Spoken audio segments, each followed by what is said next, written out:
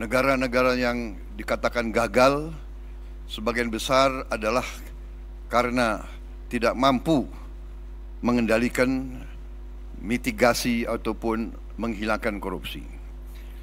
Justru yang tadi disampaikan oleh pimpinan KPK benar-benar relevan. Kita faham, justru negara seperti kita yang hidupnya banyak sekali tergantung sumber daya alam, disitulah terjadi praktek-praktek korupsi yang sangat mengganggu kelangsungan hidup suatu bangsa. Semua upaya yang sudah disampaikan oleh KPK harus kita dukung. Dan saya bertekad untuk mendukung dan untuk manakala saya nanti bersama Saudara Gibran menerima mandat dari rakyat, saya bertekad untuk memimpin upaya pemberantasan korupsi dengan sungguh-sungguh dan dengan total. Saudara-saudara sekalian, pendekatan yang sudah dilakukan itu sudah benar.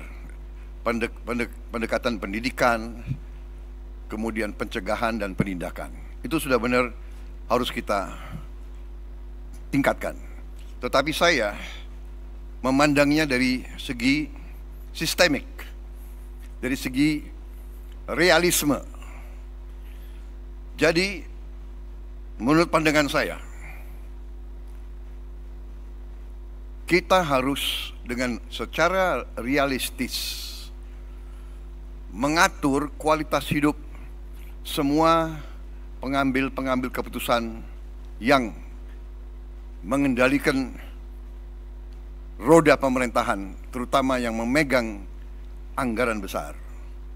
Kualitas hidupnya ini harus dijamin dan diperbaiki. Contoh, hakim di negara-negara yang maju yang harus kita pelajari, hakim-hakim, apalagi hakim tertinggi, hakim agung, itu dijamin jabatannya seumur hidup. Dia hanya bisa berhenti apabila dia sakit, dia minta berhenti, atau dia meninggal. Itu di Amerika, itu di Inggris. Kemudian Ketua Mahkamah Agung adalah pejabat negara yang gajinya tertinggi.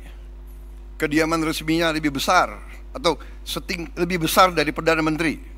Itu di Inggris. Hakim-hakim itu dijamin penghasilannya begitu besar sehingga bisa dikatakan dia tidak ada insentif untuk korupsi sama sekali. Ini yang saya anggap pendekatan sistemik dan pendekatan realistis. Pejabat-pejabat yang memegang anggaran besar, kualitas hidupnya dan penghasilannya harus sesuai. Sekarang direksi perusahaan swasta, bahkan perusahaan BUMN, gajinya jauh lebih besar dari Panglima TNI, dari dirjen-dirjen, dari menteri-menteri yang memegang anggaran negara yang triliunan. Ini saya kira harus kita mendekatinya secara realistis. Ini keyakinan saya.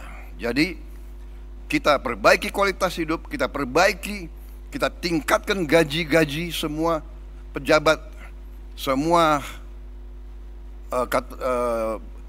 penyelenggara negara. Kita mampu. Saya sudah hitung dengan tim pakar saya, Indonesia negara kaya, bukan negara miskin. Kita mampu. Kita tingkatkan kualitas hidupnya, kita jamin kualitas hidupnya dengan berbagai sistem.